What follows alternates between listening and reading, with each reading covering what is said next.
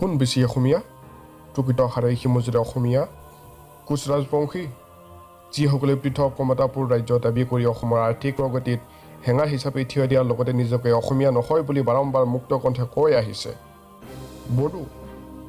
বড়োসকলে বহুদিনৰ পৰাই বিচ্ছিন্নকাৰী আৰু সশস্ত্ৰ আন্দোলন চলাই আছে।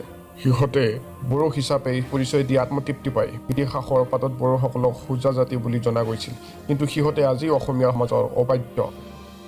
কাৰ্বি ডিমাচা কাৰ্বিসকলে কাৰ্বি লেণ্ড আৰু ডিমাচাসকলে ডিমা হাছাও দাবী কৰি আহিছে বহুত দিনৰ পৰা। ৰাভা এসময়ত ৰাভা ভাইপাৰ আৰ্মি নামৰ সশস্ত্ৰ সংগঠনে ৰাভা হাছাং নামৰ পৃথক ৰাজ্য দাবী কৰিছিল আৰু এই দাবী এতিয়াও কিছু সশস্ত্ৰ সংগঠনৰ মাজত সুপ্ত অৱস্থাত আছে। বৰাক ভেলী তিনিখন জিলাক লৈ বৰাক লেণ্ড হিচাপে পঞ্চদাম দিয়াঙৰ নেতৃত্বত পৃথক ৰাজ্যৰ দাবীৰে ধন দাবী অপহৰণ আদি কুটাঘাতমূলক বিক্ষিপ্ত ঘটনাৰে হত্যা কৰিছিল। পিছলৈ এতিয়াও মূল সুঁতিলৈ আহিলেও পৃথক ৰাজ্যৰ সপোন এতিয়াও কিছুমানৰ মাজত সুপ্ত হৈ আছে।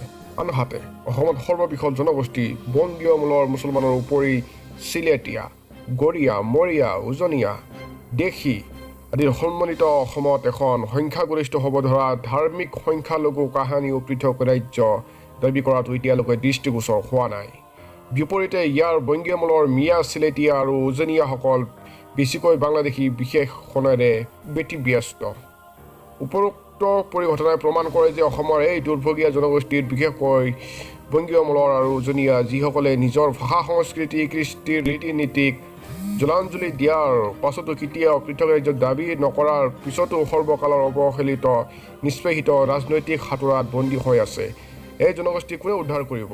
আহিব জানো কোনো দিল্লীৱালা এই জনগোষ্ঠীৰ অক্সিজেন হৈ? এয়া এক ডাঙৰ প্ৰশ্নচিহ্ন হৈ থাকিবনে?